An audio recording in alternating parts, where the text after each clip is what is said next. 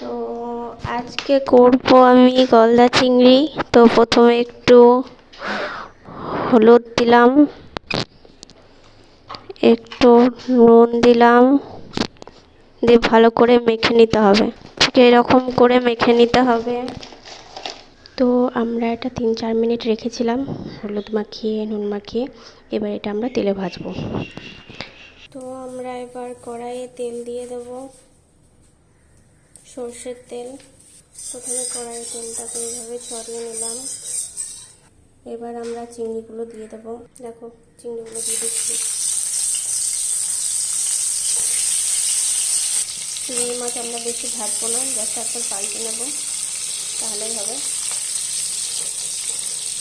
এরপরে আমরা চিংড়ি মাছগুলো তুলে নেব এবারে তেল ঝরিয়ে। তো আমরা সব মাছ ভেজে তুলে নিলাম। এবার দেখো মালাই চিংড়ি করতে কী কী লাগে।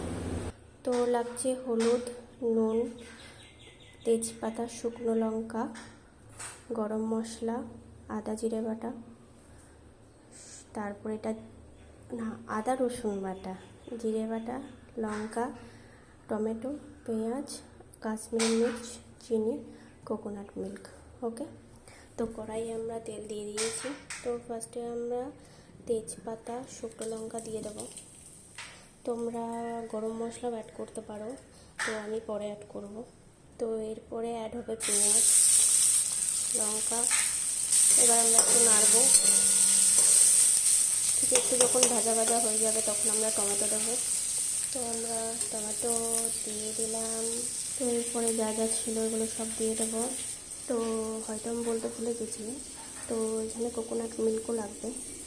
এরপরে আমরা চিংড়িগুলো দিয়ে দিলাম। তো এরপরে আমি নারকেলের দুধ দিয়ে দিয়েছি, এটা বাজার থেকে কেনা, এই বাটি হাফ বাটি। এরপর আমরা নাড়ব।